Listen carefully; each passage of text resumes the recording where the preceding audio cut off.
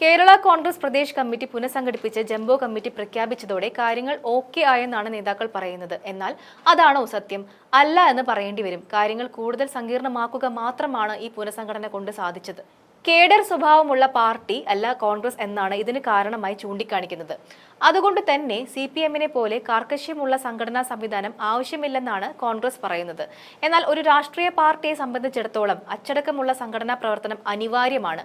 ഇത്തരത്തിൽ ജംബോ കമ്മിറ്റികൾ വരുമ്പോൾ അച്ചടക്കം പുലർത്താൻ പാർട്ടിക്ക് സാധിക്കാതെ വരും എന്നത് യാഥാർത്ഥ്യമാണ്. എന്തായാലും പുതിയ കമ്മിറ്റി പ്രഖ്യാപിച്ചതിന് പിന്നാലെ KPCC ഓഫീസിൽ മുറിയിട്ടാനും ഇരിക്കാൻ കസേര ഒപ്പിക്കാനുമുള്ള തത്രപ്പാടിലാണ് നേതാക്കൾ. 4 വൈസ് പ്രസിഡന്റുമാരും 22 ജനറൽ സെക്രട്ടറിമാരുമാണ് K. സുധാകരൻ KPCC പ്രസിഡന്റായിരുന്ന ടീമിൽ ഉണ്ടായിരുന്നത്. ഇവർക്കെല്ലാം KPCC ആസ്ഥാനമായി ഇന്ദിരാഭവനിൽ മുറികളും അനുവദിച്ചിരുന്നു.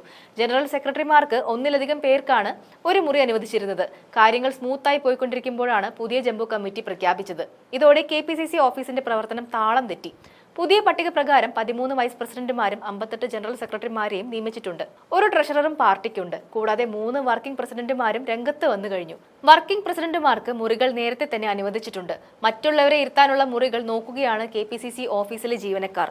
വൈസ് പ്രസിഡന്റുമാർക്ക് 2 പേർക്ക് ഒരു മുറി എന്ന നിലയിൽ നൽകാനാണ് സാധ്യത. എന്നാൽ ജനറൽ സെക്രട്ടറിമാരുടെ കാര്യം വരുമ്പോൾ കോളേജ് ഹോസ്റ്റലുകളിലേതുപോലെ ഞെങ്ങി ഞെരുങ്ങിയിരിക്കേണ്ടി വരും എന്നതാണ് നിലവിലെ അവസ്ഥ. ഭാരവാഹികളിൽ പലരും KPCC ഓഫീസിലേക്ക് തിരിഞ്ഞുപോലും നോക്കാറില്ല എന്നതിലാണ് ജീവനക്കാർക്കുള്ള ഏക ആശ്വാസം. സംഘടനാ ഭാരവാഹികളാകുന്ന മുറയ്ക്ക് അതത് പ്രദേശങ്ങളിൽ പ്രവർത്തിക്കാനാണ് നേതാക്കൾക്ക് താല്പര്യം. പുതിയ കാലത്തെ IT കമ്പനികളുടെ മാതൃകയിൽ ഭാരവാഹികൾക്ക് വർക്ക് ഫ്രം ഹോം അനുവദിക്കാം എന്ന പരിഹാസമാണ് ഇതിന്റെ ചുവട് പിടിച്ചുയരുന്നത്. തെരഞ്ഞെടുക്കപ്പെട്ട ജനറൽ സെക്രട്ടറിമാർ അവരുടെ തന്നെ പ്രദേശങ്ങളിൽ ഭാരവാഹികളായി കഴിയേണ്ടി വരും എന്നതാണ് അവരെ കാത്തിരിക്കുന്ന ദുർവിധി. അതേസമയം KPCC പുനഃസംഘടന പട്ടിക പ്രസിദ്ധീകരിച്ചതോടെ പാർട്ടിക്കുള്ളിൽ വിവാദങ്ങൾക്കും അതൃപ്തിക്കുമാണ് തിരികൊളുത്തിയത്. ഇതിനെല്ലാം പുറമെ KPCCയുടെ ജംബോ കമ്മിറ്റി പുറത്തു വന്നതോടെ വിവിധ സോഷ്യൽ മീഡിയ പ്ലാറ്റ്ഫോമുകളിൽ ട്രോളുകളും നിറയുന്നുണ്ട്. ദീർഘനാളത്തെ തർക്കങ്ങൾക്കും വിലപേശലുകൾക്കും ശേഷമാണ് KPCC പുനഃസംഘടനാ പട്ടിക പ്രസിദ്ധീകരിച്ചത്. എന്നാൽ പുറത്തു വന്നതിന് പിന്നാലെ പാളയത്തിൽ തന്നെ അതൃപ്തി പുകഞ്ഞു തുടങ്ങിയിട്ടുണ്ട്. ചാണ്ടി ഉമ്മനെ പരിഗണിക്കാത്തതിലും ഒരു വിഭാഗത്തിന് അതൃപ്തിയുണ്ട്. നാഷണൽ ഔട്ട്റീച്ച് സെല്ലിൽ നിന്ന് നീക്കിയതിൽ രൂക്ഷ വിമർശനവുമായി ചാണ്ടി ഉമ്മൻ കഴിഞ്ഞ ദിവസം രംഗത്തെത്തിയിരുന്നു.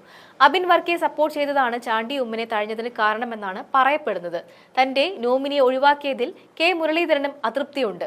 രമേശ് ചെന്നിത്തലയും K. സുധാകരനും കൊടുത്ത പട്ടിക പൂർണ്ണമായും അംഗീകരിച്ചിട്ടല്ല എന്നും പറയേണ്ടി വരും.